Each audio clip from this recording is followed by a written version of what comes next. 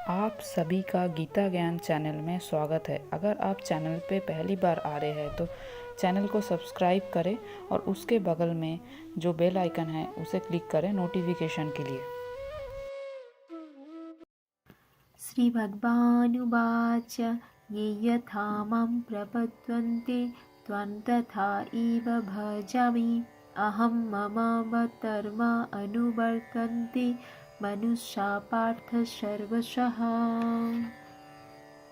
जिस भाव से सारे लोग मेरी शरण ग्रहण करते हैं उसी के अनुरूप मैं उन्हें फल देता हूँ। हे पार्थ, प्रत्येक व्यक्ति सभी प्रकार से मेरे पद का अनुगमन करता है। प्रत्येक व्यक्ति कृष्ण को उनके विभिन्न स्वरूपों में खोज रहा है।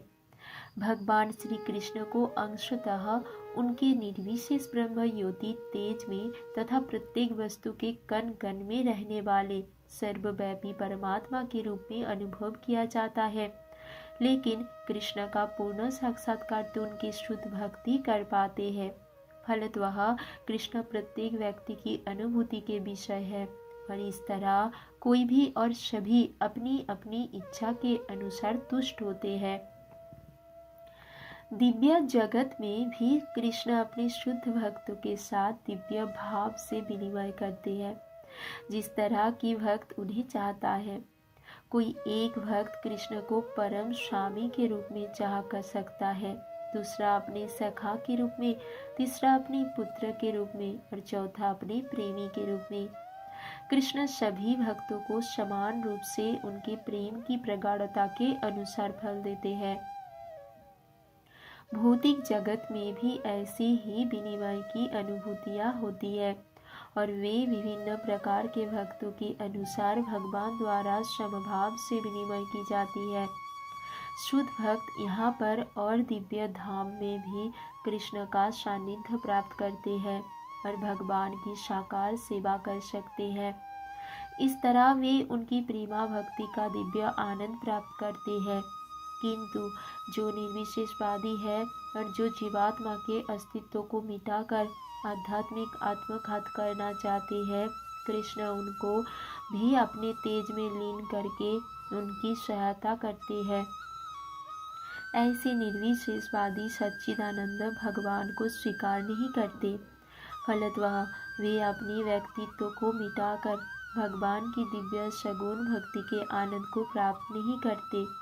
उनमें से कुछ जो निर्विशेष सत्ता में दृढ़ता पूर्वक स्थित नहीं हो पाते, वे अपने कार्य करने की सुप्त इच्छाओं को प्रदर्शित करने के लिए इस भौतिक क्षेत्र में वापस आते हैं। उन्हें वैकुंठ लोक में प्रवेश करने नहीं दिया जाता, किंतु उन्हें भौतिक लोक में कार्य करने का अवसर प्रदान किया जाता है। जो सकाम कर्म है, भगवान उन्हें यज्ञेश्वर के रूप में उनके कर्मों का वांछित फल देते हैं। जो योगी है और योग शक्ति की खोज में रहते हैं, उन्हें योग शक्ति प्रदान करते हैं। दूसरे शब्दों में प्रत्येक व्यक्ति की सफलता भगवान की कृपा पर आश्रित रहती है और समस्त प्रकार की आध्यात्मिक विधियां एक ही पथ में सफलता की विभिन्न कोटियां हैं। अतः जब तक कोई कृष्ण भावनामृत की सर्वोच्च सिद्धि तक नहीं पहुंच जाता, तब तक सारे प्रयास अपूर्ण रहते हैं, जैसा कि श्रीमद् भागवत में कहा गया है।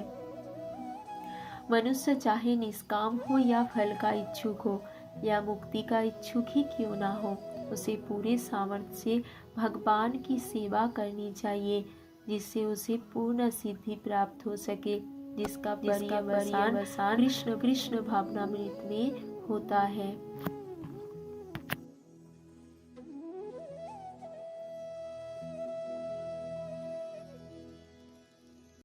अगर आप सबको वीडियो पसंद आया है तो वीडियो को लाइक करें, चैनल को सब्सक्राइब करें और भी वीडियोस देखने के लिए।